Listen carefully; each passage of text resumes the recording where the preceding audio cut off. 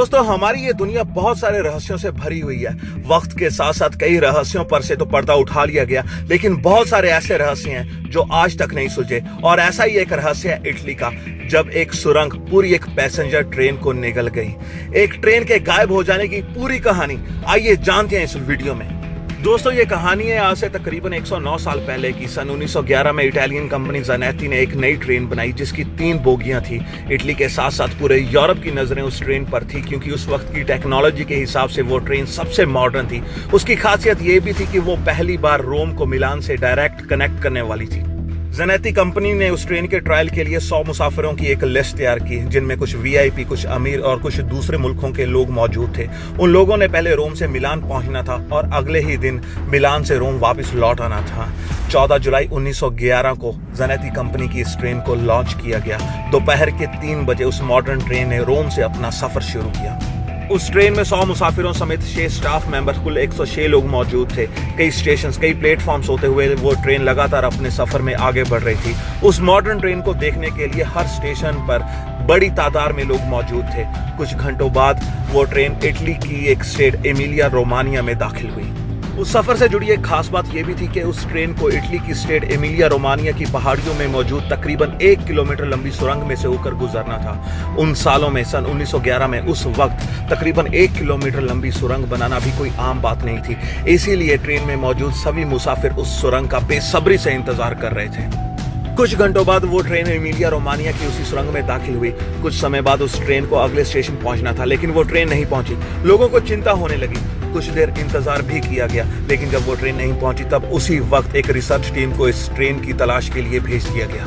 सबसे पहले research team ने जिन जिन स्टेशन से होकर वो ट्रेन गुजरी थी उन सभी स्टेशंस पर जाकर इन्वेस्टिगेशन की। चश्मदीदों के साथ पूछताछ की गई, जिसका नतीजा ये निकला कि लोगों ने आखिरी बार उस ट्रेन को सुरंग के अंदर जाते हुए तो देखा था, लेकिन किसी ने भी सुरंग के दूसरी तरफ उस ट्रेन को बाहर निकलते हुए नहीं देखा था। इसीलिए लोकल पुलिस और मिलिट्री ने मिलकर उस सुरंग का चप्पा चप्पा छाल मारा। उस सुरंग की अच्छे से जांच की गई, लेकिन उस ट्रेन के बारे कोई भी जानकारी हासिल नहीं हुई। ट्रेन कहाँ थी किसी को भी मालूम नहीं था। ट्रेन गायब हो चुकी थी।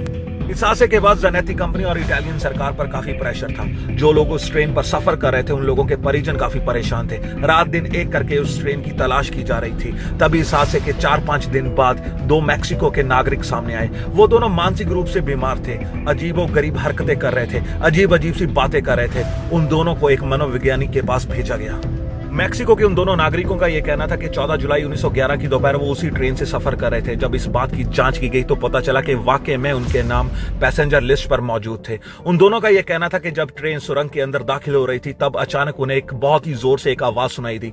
उन्हें काले और सफेद रंग का धुआं नजर आया। वो दोनों बहुत ज्यादा डर गए और इसीलिए चलती ट्रेन से वो लोग कूद गए। पुलिस ने उन दोनों का बयान दर्ज तो कर लिया, लेकिन उन दोनों के बयान से पुलिस को कोई मदद नहीं मिली। जहां एक तरफ इटली में ट्रेन की लगातार तलाश की जा रही थी, वहीं दूसरी तरफ इस हादसे के तकरीबन 1 महीने बाद मैक्सिको से एक चौंका देने वाली खबर सामने आई। दरअसल मैक्सिको की एक डॉक्टर का कहना था कि इटली में ट्रेन हादसे के तकरीबन 6-7 दिनों बाद उनके अस्पताल में कुल 104 मरीज पहुंचे। वो सभी 104 मरीज मानसिक रूप से बीमार थे, अजीब अजीब सी हरकतें कर रहे थे, अजीब अजीब सी बातें कर रहे थे। मानसिक रूप से बीमार होने के कारण अस्पताल ने भी उनका कुछ खास ख्याल नहीं रखा और उन सभी को अस्पताल से भेज दिया गया। धीरे धीरे जब ये बात इटली पहुंची तो लोग बहुत ज्यादा हैरान हुए, परेशान हुए। उन्होंने ट्रेन हादसे को मैक्सिको के साथ जोड़कर देखा, क्योंकि 14 जुलाई 1911 की दोपहर उस ट्रेन पर कुल 106 लोग मौजूद थे। उनमें से 2 लोग कूद गए और वो दोनों मैक्सिको के थे। वो दोनों मानसिक रूप से बीमार थे। और दूसरी तरफ मैक्सिको में जो 104 लोग पाए गए वो सभी के सभी मानसिक रूप से बीमार थे। लेकिन इससे पहले कोई भी शख्स उन लोगों तक पहुंचता, वो 104 लोग मैक्सिको से भी गायब हो चुके थे।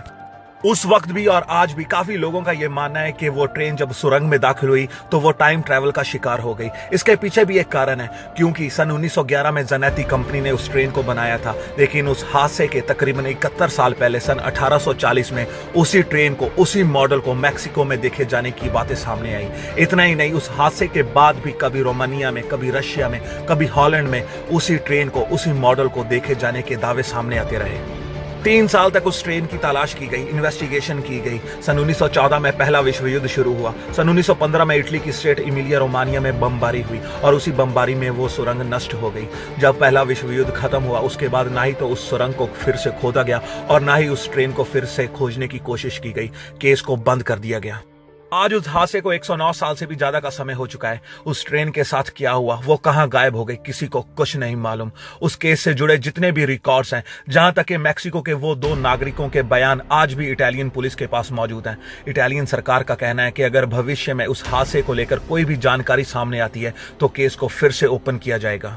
तो दोस्तों, ये थी पूरी कहानी एक ऐसी ट्रेन की जो अपनी 3 बोगियों के साथ अपने पहले सफर पर निकली। एक ऐसी ट्रेन की जिस पर कुल 106 लोग मौजूद थे। एक ऐसी ट्रेन जो सुरंग में दाखिल तो हुई लेकिन उस सुरंग से कभी बाहर नहीं निकली। आज की कहानी आप लोगों को कैसी लगी हमें कमेंट्स करके बताइए। हमारी वीडियो को लाइक करके शेयर कीजिए, हमारे चैनल को सब्सक्राइब करके बेल आइकन को हिट कीजिए ताकि हमारी नेक्स्ट वीडियो सीधा और सबसे पहले आप तक पहुंचे।